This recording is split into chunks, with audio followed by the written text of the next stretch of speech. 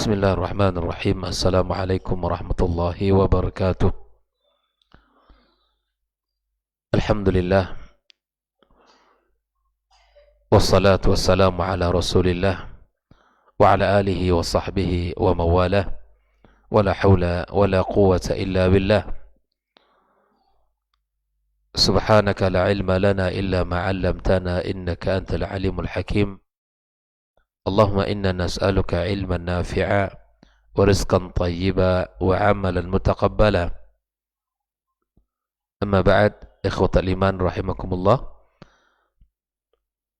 Hadirin hadirat, muslimin muslimat, al-mustami'in wal mustami'at. Alhamdulillah, kita bersyukur pada Allah Subhanahu wa taala. Pagi ini kembali kita diberikan kesehatan, kesempatan serta usia oleh Allah Subhanahu wa taala. Kita bisa hadir di rumahnya menjadi tamunya dan kita bisa melaksanakan kewajiban kita sebagai hambanya, yang mudah-mudahan ibadah yang kita lakukan menjadi amal ibadah yang diterima olehnya, serta ilmu yang kita pelajari menjadi cahaya dalam kehidupan kita dan kebaikan yang akan melahirkan kebaikan yang sangat banyak di dalam kehidupan kita.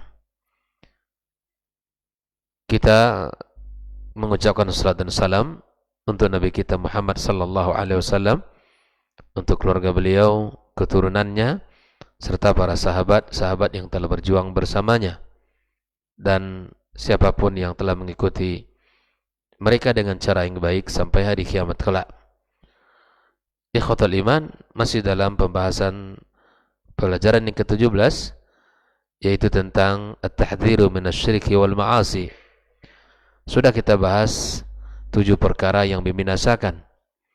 7 perkara yang membinasakan: syirik kepada Allah, as-sihir, melakukan perbuatan sihir, kemudian membunuh jiwa yang diharamkan Allah Subhanahu wa taala, memakan harta anak yatim, memakan harta riba, kemudian lari dari medan pertempuran, dan yang ketujuh adalah menuduh wanita baik-baik, wanita muslimah, dengan tuduhan yang keji. Ini perkara yang membinasakan kita. Nah, di antara keburukan dan kemaksiatan yang diingatkan oleh Syekh bin Baz dalam kitab Ad-Durus Al-Muhimmah ini adalah wa minha uququl walidain, mendurhakai orang tua. Nabi SAW menyebutkan bahwa mendurhakai orang tua itu adalah bagian dari dosa besar, sebagaimana Nabi katakan, ala unabbi'ukum bi akbaril kabair, maukah aku tunjukkan kepada kalian dosa di antara dosa besar. Fadzakara minha, Nabi menyebutkan uququl walidaini, hadis muttafaqun alaih, yaitu mendurhakai orang tua itu dosa besar. Di dalam hadis yang lain, Nabi SAW menyebutkan la yadkhulul jannah, tidak akan masuk surga orang yang mendurhakai orang tua. Wala mannan, juga tidak masuk surga orang-orang yang menyebut-nyebut kebaikannya, pemberiannya. Wala mudmin khamar, juga tidak masuk surga orang yang pecandu khamar, ya. Wala mu'min bisihir, juga tidak mukmin yang selalu melakukan as-sihir. Di dalam hadis yang senada dengan ini juga, Rasul sallallahu alaihi wasallam juga mengatakan, la'anallahu al-'aqa liwalidayhi, Allah melaknat, laknat itu apa? At-tardu min rahmatillah, ya, tertolak dari rahmat Allah. Siapa orang yang tidak membutuhkan rahmat Allah? Rahmat itu dibutuhkan oleh siapapun, namun orang yang terlaknat jauh dari rahmat Allah. At-tardu min rahmatillah, atau turida min rahmatillah, ditolak dari rahmat Allah Subhanahu wa taala. Maka orang-orang yang mendurhakai orang tua itu adalah orang yang dilaknat Allah Subhanahu wa taala. Kalau Allah sudah melaknat, siapa lagi yang bisa mendatangkan rahmat? Ya. Maka di antara bentuk, ya, kedurhakaan itu seperti apa? Ya, seperti jahadun lil jamil. Kita menolak kebaikan orang tua kita. Ya, kemudian kita mengingkari kebaikan-kebaikan mereka. Kita tidak mau berlaku ihsan kepada mereka dan kita mendurhakai, ya, mendurhakai mereka. Banyak hal, ya. Banyak contoh, kita meninggikan suara kita, atau kita dengan cara membangkang kepada orang tua kita, atau tidak mau memberi dan membantu mereka, atau tidak mau menjenguk dan melihat mereka dan sebagainya. Banyak hal. Orang-orang yang mendurhakai orang tua, yang tidak menghargai kebaikan mereka, yang tidak ingat atas pengorbanan mereka, ya semena-mena dengan mereka, semena-mena dan mengabaikan mereka. Ini adalah jalan keburukan dan jalan dosa, bahkan dosa besar. Orang-orang yang masih diberikan orang tua oleh Allah, yang masih hidup di tengah-tengah mereka, sungguh ini jalan surga yang seharusnya dengan adanya mereka bisa mendekatkan surga itu kepada kita. Makanya Rasul sallallahu alaihi wasallam menyebutkan tentang kerugian bagi seseorang apabila masih ada salah satu dari orang tua atau keduanya, tapi itu tidak bisa menjadikan dia masuk surga. Ikhwafillah, bagi siapapun di antara kita yang masih punya orang tua di dunia ini, maka kejarlah kebaikan yang sangat banyak pada mereka. Ya, ambillah ridha mereka, karena ridha mereka sebab ridhonya Allah kepada kita. Ya. Ambillah kasih sayang mereka, karena kasih sayang mereka sebab kasih sayang Allah kepada kita. Nah, oleh karena itu ikhwafillah rahimakumullah, andai orang tuanya sakit, jenguk.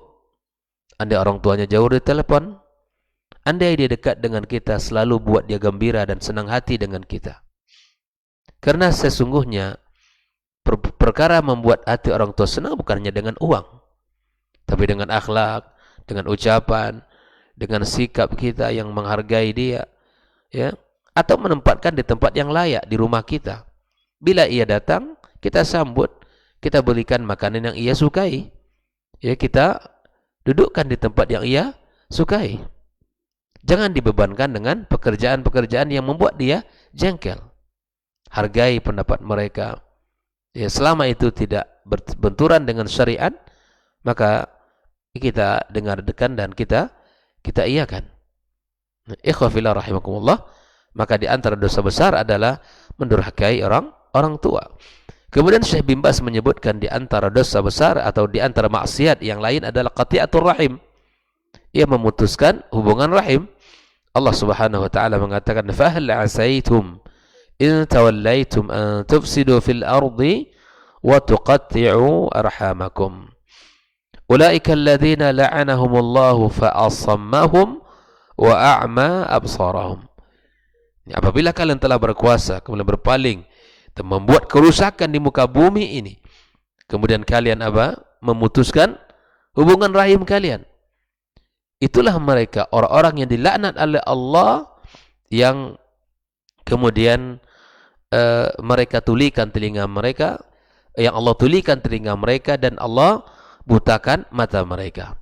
Bayangkan, orang-orang yang memutuskan hubungan rahim itu tak punya rasa, tidak peka.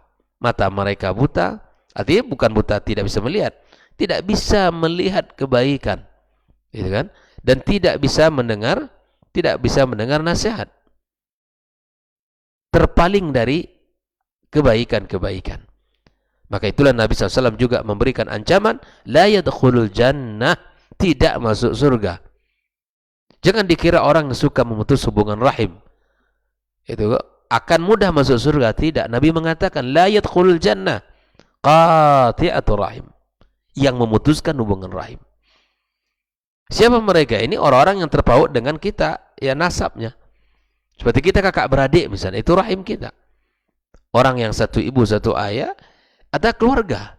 Tapi dengan mudah, dengan perselisihan paham, mungkin karena ada pembagian ataupun mungkin masalah kehidupan, dengan mudah itu diputuskan. Tidak saling tegur sapa, tidak saling jenguk, tidak saling membantu. Ikhwafillah rahimakumullah, Nabi mengancam la yadkhulul jannah. Keimanan itu dipertanyakan.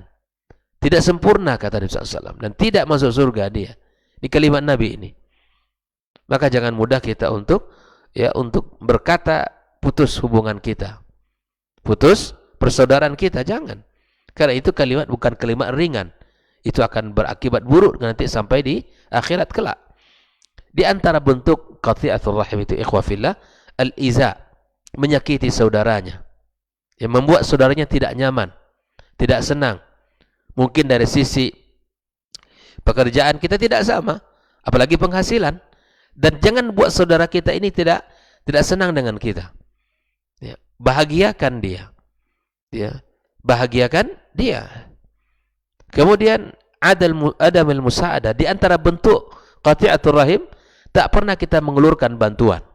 Tidak pernah kita memberikan sesuatu yang bisa meringankan kehidupan dia.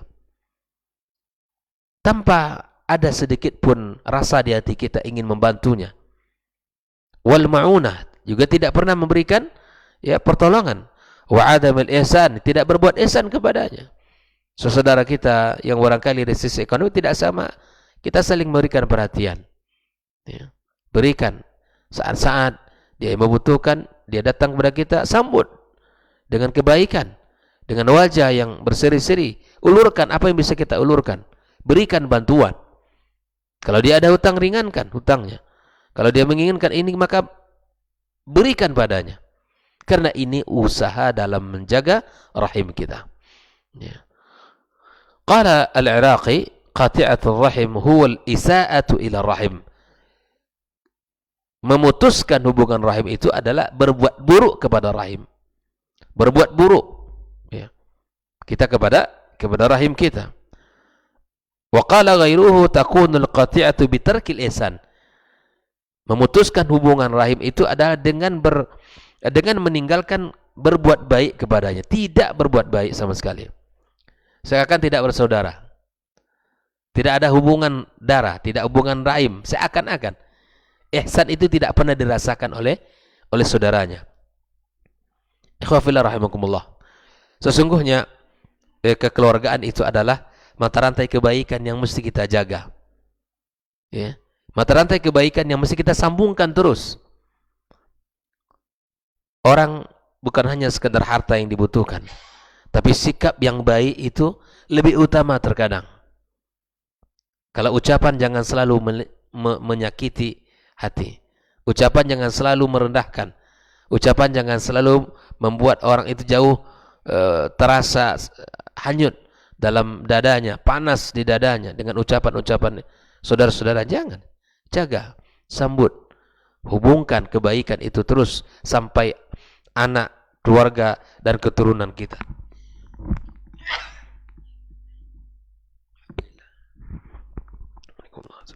Nah, ikhwah fillah rahimakumullah, qati'atul rahim dengan meninggalkan berbuat baik, dan wa qati'atul rahim yuqaf amaluhu.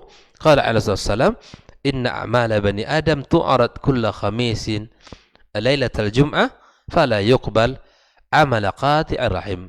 Tidak hanya diancam tidak masuk surga, tapi orang yang memutuskan hubungan rahim adalah amalnya tertolak. Setiap amal anak Adam ini, kata Nabi, diangkat kepada Allah, diperlihatkan setiap Kamis malam Jumat. Fala yuqbal amal qati'atir rahim, maka tidak diterima amal perbuatan orang-orang yang memutuskan hubungan rahim. Ikhwah fillah rahimakumullah, sudahlah, apa yang sudah terjadi selesaikan. Mumpung kita sekarang ini di bulan Sya'ban, bulan Sya'ban, dan ada keutamaan yang sangat luar biasa di bulan Sya'ban ini, di mana kita harus berusaha untuk berdamai, berislah antara sesama kita, sebagaimana Nabi mengatakan, innallaha la yattali' ala al-'abdi fi lailatin nisfi min Sya'ban. Allah Subhanahu wa taala melihat hambanya pada malam nisfu Sya'ban, dan Allah akan ampunkan seluruh hambanya kecuali dua jenis manusia.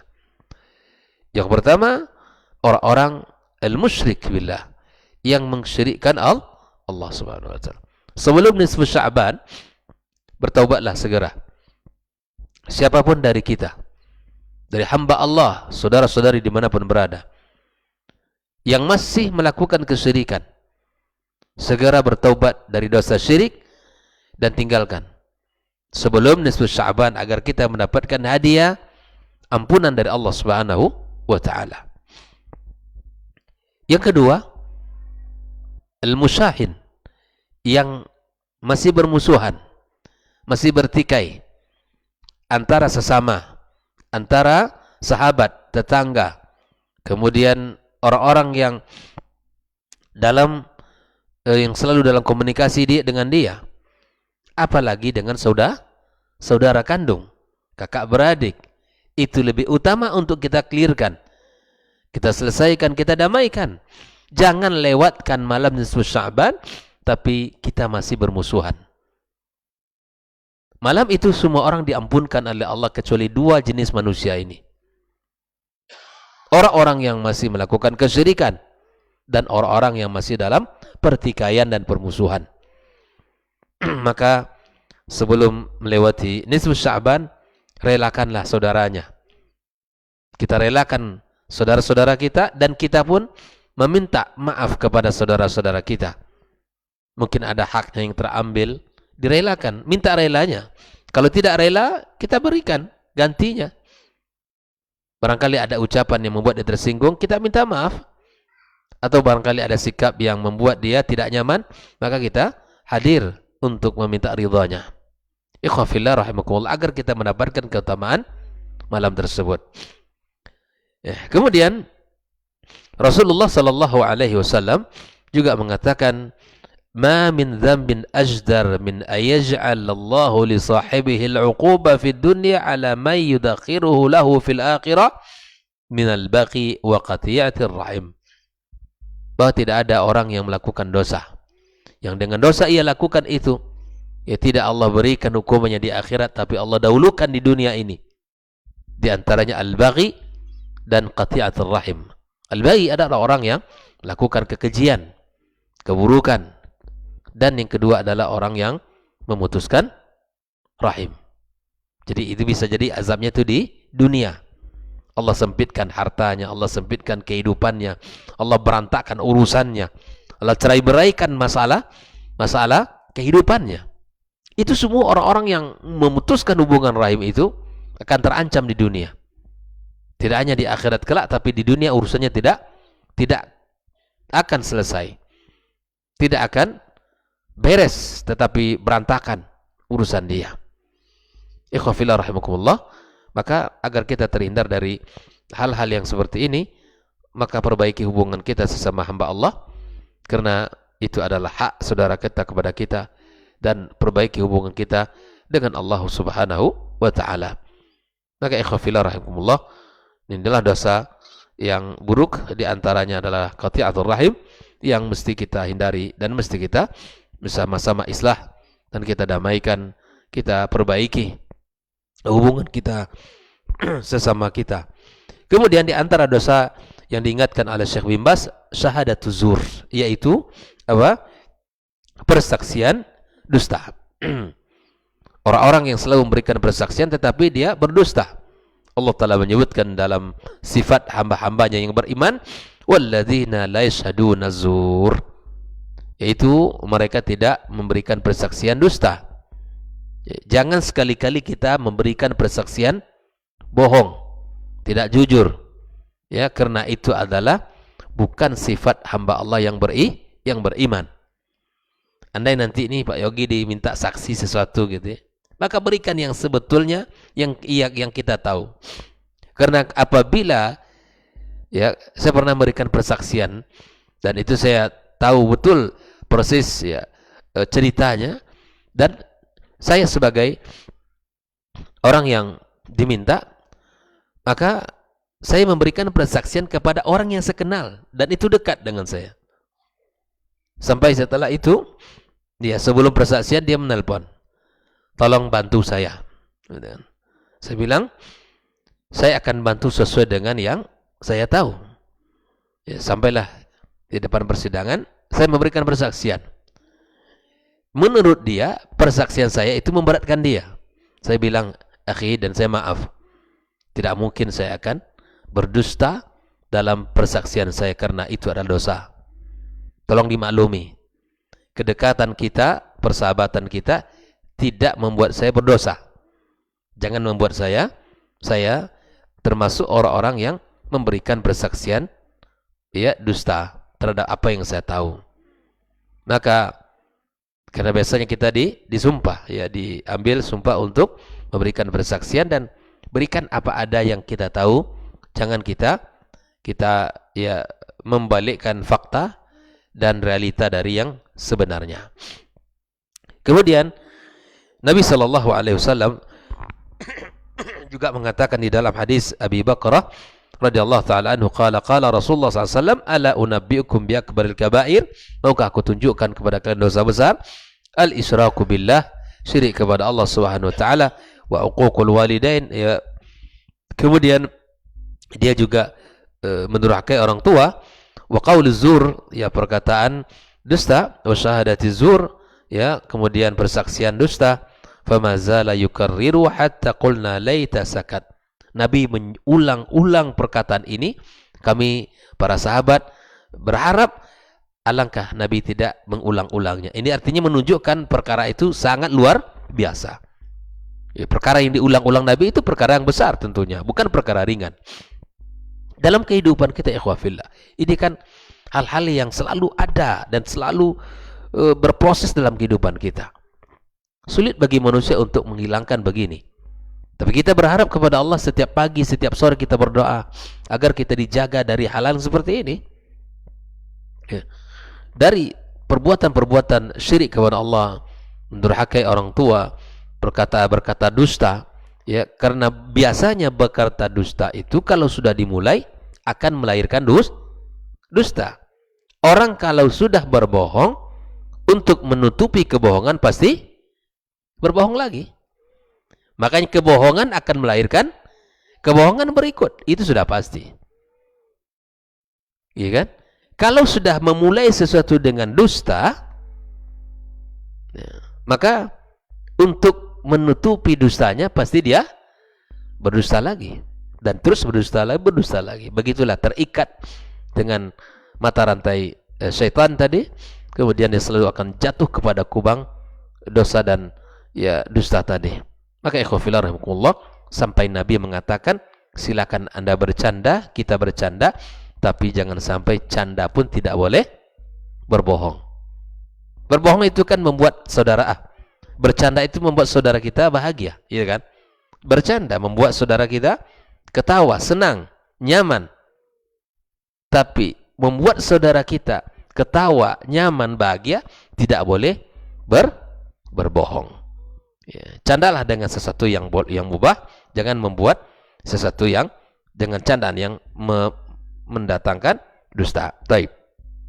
Al-Imam Az-Zahabi mengatakan, syahadatu zuri qad irtakaba al-'adhaim, ya persaksian dusta itu telah melanggar dosa besar. Ya, ikhwafillah rahimakumullah. Inilah ya di antara dosa-dosa besar selain yang sudah kita sebutkan, yaitu tentang 7 perkara yang membinasakan, ditambah oleh Syekh bin Baz dengan mendurhakai orang tua, kemudian memutuskan hubungan rahim, serta memberikan persaksian palsu atau persaksian dusta. InsyaAllah akan kita lanjutkan dengan perkara-perkara yang lain yang juga mesti kita pahami, dan mudah-mudahan kita terhindar darinya sehingga kita tidak termasuk kepada dosa-dosa besar yang membinasakan kita dalam hidup ini. Wa sallallahu ala nabiyyina Muhammadin wa sallam, wa subhanakallahumma bihamdika asyhadu an la ilaha illa anta astaghfiruka wa atubu ilaik. Wassalamualaikum warahmatullahi wabarakatuh.